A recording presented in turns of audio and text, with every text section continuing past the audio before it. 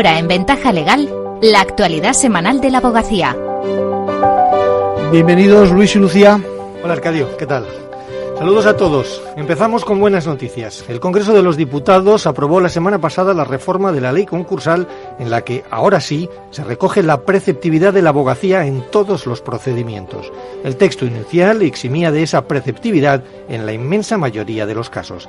Enseguida les damos más detalles. También hablaremos de las 10ª jornadas de abogados y abogadas de violencia de género que se celebrarán en León este jueves y viernes bajo el lema Más protección para las víctimas. En ellas van a participar los principales expertos españoles en la materia.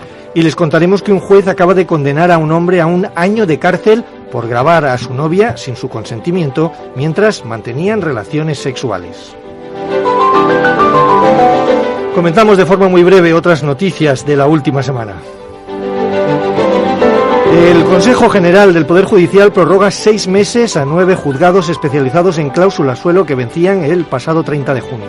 El plan de especialización se da por concluido en Extremadura. Una madre de Sevilla espera casi 10 años para que se juzgue un caso de impago de alimentos. La denuncia fue presentada en 2014 y la visita tendrá lugar en 2023. Esto es solo el juicio oral, después vendrá la ejecución de medidas si el padre no cumple de manera voluntaria. Para el abogado defensor de la mujer, Francisco Colorado, supone una dilación intolerable. Los colegios de Córdoba, Cáceres, León, Cuenca, Soria y Segovia pasan a denominarse colegios de la abogacía.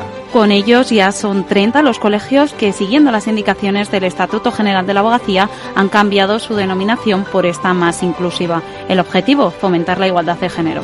El Tribunal Supremo abre la posibilidad de pagar el IVA después de cobrar la factura. Una sentencia pionera establece que autónomos, profesionales liberales y pequeñas y medianas empresas pueden declarar el devengo del IVA una vez que lo hayan cobrado. El Congreso de los Diputados aprobó la semana pasada la reforma de la nueva ley concursal y entre sus puntos más destacados destaca la preceptividad de abogado y procurador en todos los procedimientos. Esta había sido una de las principales reivindicaciones de la abogacía y así lo hizo constar en las alegaciones que presentó el año pasado al proyecto de ley que excluía a la abogacía del procedimiento para microempresas.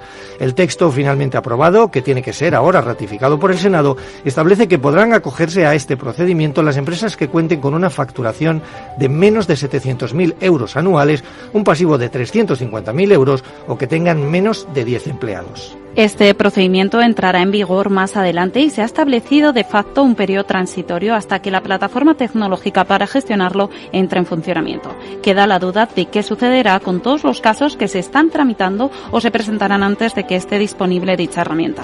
La abogacía ha defendido que la preceptividad de la intervención letrada no redunda en un exceso de judicialización, sino que es necesaria para garantizar el derecho a la tutela judicial efectiva, dada la complejidad del proceso concursal. Victoria Ortega, presidenta del Consejo General de la Abogacía, lo defendía de esta manera en su intervención ante la Comisión de Justicia del Congreso hace solo 3 meses. Que hay toda una serie de trámites que van a ser absolutamente determinantes para la que sea la calificación del concurso y que tienen consecuencias. De verdad podemos pensar que la complejidad que tiene esta materia puede el ciudadano o la ciudadana asistirse solo. El Consejo de la Abogacía considera que si bien la ley ha traído buenas noticias para las micropymes en materia de segunda oportunidad, se han dado varios pasos atrás, lo que supone un retroceso de los derechos de las personas. Se incorporan nuevas restricciones en el acceso de los ciudadanos a la exoneración. Se limita también la exoneración del crédito público, aunque es cierto que ese límite se eleva de los 1.000 euros iniciales a 10.000. Y además, la nueva ley prevé un régimen transitorio que obligará a tramitar con la nueva ley los casos que entraron en los juzgados con anterioridad a su aprobación. En el primer trimestre de este año se han dictado 833 suspensiones de regímenes de visitas, lo que supone un aumento del 270% y 7.684 órdenes de protección, un 17% más que en 2021, según el Consejo General del Poder Judicial. Esto pone en relieve el impacto positivo de las últimas reformas legales en la efectiva protección de los niños y niñas y sus madres víctimas de violencia de género. Sobre la protección de las víctimas y sobre los muchos otros aspectos de la lucha legal contra la violencia de género se hablará en las 10ª jornadas que se celebran este jueves y viernes en León. En ellas intervendrá, entre otros expertos, Teresa Pramato, fiscal de Sala Delegada de Violencia sobre la Mujer. Entre estas reformas se modificó el precepto que regula el régimen de visitas en el Código Civil y la Ley de Enjuiciamiento Criminal, estableciendo la suspensión de las visitas de los padres cuando se dicte una orden de protección con medidas de contenido penal y existieran indicios fundados de los que menores hubieran sufrido o convivido con la violencia de género. Estos datos ponen de relieve el impacto positivo de la reforma en la efectiva protección de los niños y niñas y también de sus madres. Cuando se acuerda una orden de protección y existía previamente un régimen de visitas, el juez debe acordar la suspensión y solo excepcionalmente puede acordar su mantenimiento, motivándolo en el superior interés del menor y evaluando la relación paterno-filial. Es necesario en todo caso proteger a los niños y niñas que conviven en un clima de violencia de género, no solamente para protegerlos a ellos mismos en sus derechos, sino también para hacer efectiva la protección que queremos dispensar a sus madres.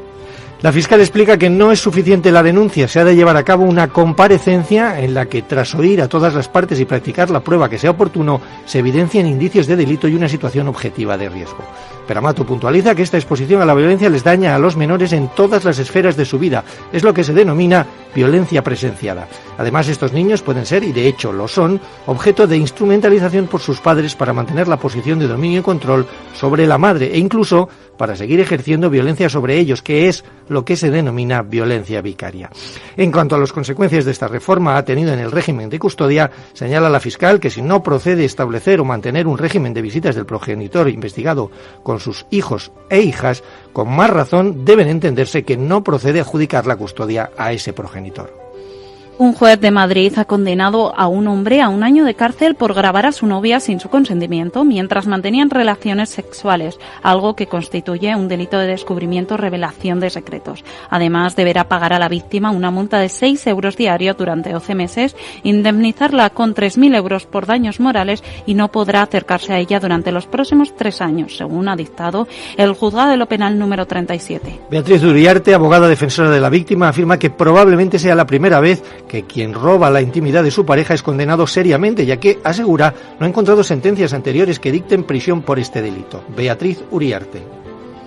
No es legal porque el Código Penal, con el delito de descubrimiento y revelación de secretos del 197, lo que castiga es precisamente el hecho de vulnerar la intimidad de otros sin que haya consentimiento, utilizando cualquier tipo de mecanismo de grabación o reproducción del sonido de la imagen, ¿vale? Lo que ocurre es que en este caso se castiga con penas de 1 a 4 años y multa de 12 a 24 meses, y esto se agrava si posteriormente se difunde, porque en este caso las penas serían de prisión de 2 a 5 años. La mujer, que estaba en situación irregular en nuestro país, lo denunció ante una comisaría de policía, corriendo el riesgo de que le abrieran un expediente de expulsión. La letrada valora de este fallo que marca un camino a seguir para castigar este tipo de delitos. Y terminamos ya con el abogado de la semana. ¿Quién es Lucía y por qué? Se trata de Manuel Portero Frías, abogado sevillano de 82 años que lleva trabajando desde 1970 y acaba de ser condecorado por el Colegio de Abogados de Sevilla por llevar más de 50 años en el ejercicio de la profesión. Fue pionero en el turno de oficio y como el próximo 12 de julio es el Día de la Justicia Gratuita y el turno de oficio, repasando su trayectoria, queremos rendir homenaje a los cerca de 44.000 profesionales que integran este colectivo en nuestro país. Frías os ha contado que a lo largo de su trayectoria ha defendido a ladrones, secuestradores, asesinos y hasta ha peleado contra los bancos por las hipotecas y cláusulas suelo. Confiesa que se apuntó al turno de oficio porque su maestro, Alfonso Cuellar, todavía hoy un referente de la abogacía hispalense, le dijo que los abogados tienen una obligación moral con la sociedad. Cuando empezó a ejercer este servicio era totalmente gratuito. Manuel Portero. El incentivo del abogado de oficio es la vocación de servir a la sociedad, hacer algo por los demás y satisfacción también de hacer todo lo posible por tener el deber cumplido. Prestar esa ayuda dentro de mis limitaciones, aunque no pueda siempre identificarme, por supuesto, con el delincuente. cuenta que no ha sufrido agresiones por parte de los clientes, aunque reconoce que a veces ha pasado miedo, y denuncia que los principales problemas que tienen los abogados del turno, aparte de cobrar poco y que los baremos no se actualicen, son los constantes retrasos en los pagos y señalamientos. Y además insiste en que es importante que se reconozca y se ponga en valor su figura. A pesar de todo, no tiene ninguna duda que si volviera a colegiarse se adscribiría de nuevo al turno de oficio. Pues enhorabuena para este abogado, para Manuel Portero Frías. 50 años en el turno de oficio. Ahí es poco. Y enhorabuena también a esos 44.000 compañeros. Con esto terminamos, Arcadio. Hasta la semana que viene. Lucía, Luis, gracias por vuestra ayuda.